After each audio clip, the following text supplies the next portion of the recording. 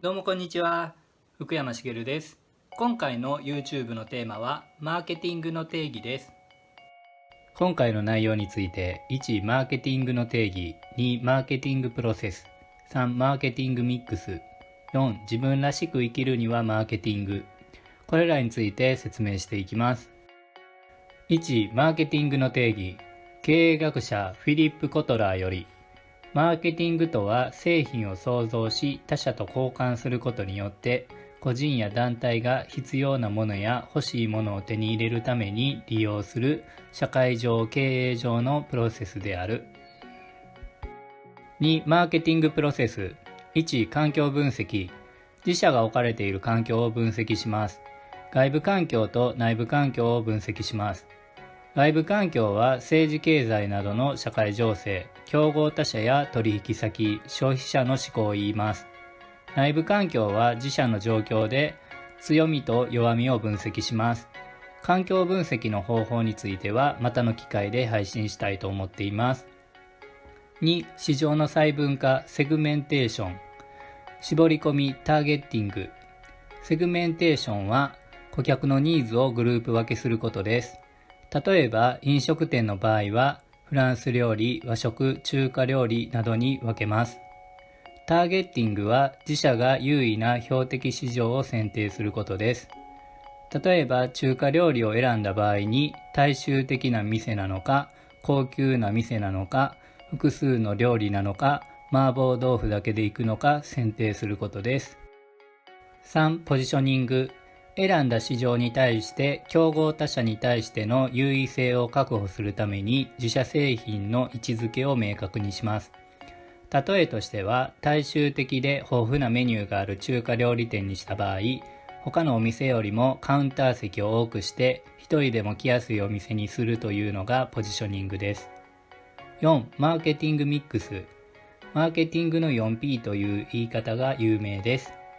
製品、プロダクト、価格、プライス、流通経路、プレイス、販売促進、プロモーションの戦略を練ることです。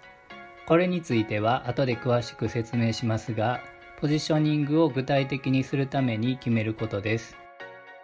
5、マーケティングの実行と検証。業務分担、予算や期限の計画を立てて実行に移します。状況を観察して効果を測定します。3、マーケティングミックス。1、製品、プロダクト。製品の品質や機能、デザイン、製品名、容器などが項目に含まれます。先ほどの中華料理店の例えの場合だと、料理の材料によっても大衆向けなのか高級向けなのか変わります。あとは盛り付け方も容器によっても変わるでしょう。高級料理店で安いお皿が出てきたら驚きますよね。2、価格、プライス。製品の価格です。利益だけでなく顧客への製品イメージに影響します。標準価格の設定、値引きの可否などを検討する必要があります。例えば普段の外食だったら大衆的なお店へ行く人も誕生日や結婚記念日などはあえて高い予算設定をして検索しますよね。価格によって客層や動機が変わることがあります。価格設定は大切ですね。3、流通経路、プレイス。製品、サービスの提供地域、物流、販売チャンネルなど、エンドユーザーの手元に届くまでの経路のことです。例えば中華料理屋さんなら、お店の中だけしか食べれないのか、テイクアウトできるのか、出前ができるのかによっても変わりますよね。4、販売促進、プロモーション。広告、人的販売、イベントやキャンペーンです。これは分かりやすいと思いますが、広告活動です。ホームページ、飲食店の紹介サイト、口コミなどいろんな方法がありますよね。大々的に広告を出さずに、口コミだけの広告をした方が価値が高まるケースもあるので、戦略を練る必要があります。4、自分らしく生きるにはマーケティング。自分がやりたいこと、自分のできることがあったとします。しかし、それを活かすための環境を選んだり、周囲の人に知ってもらわないと効果は出ないですよね。例えば、英語を話せるのに全然活かせない職業に就いたら活かせませんし、そして英語が得意と周囲に宣伝したら関係なかった職場でも海外への展開を検討する良き人材として認めてもらえるかもしれません。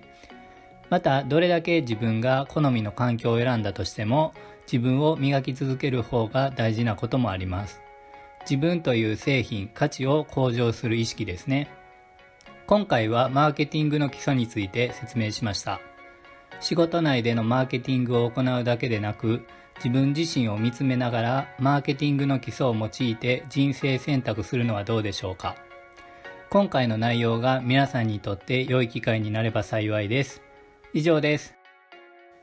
ご視聴ありがとうございました。今後も一緒に人生資源について勉強しませんか？もしよかったらチャンネル登録のボタンをクリックしてください。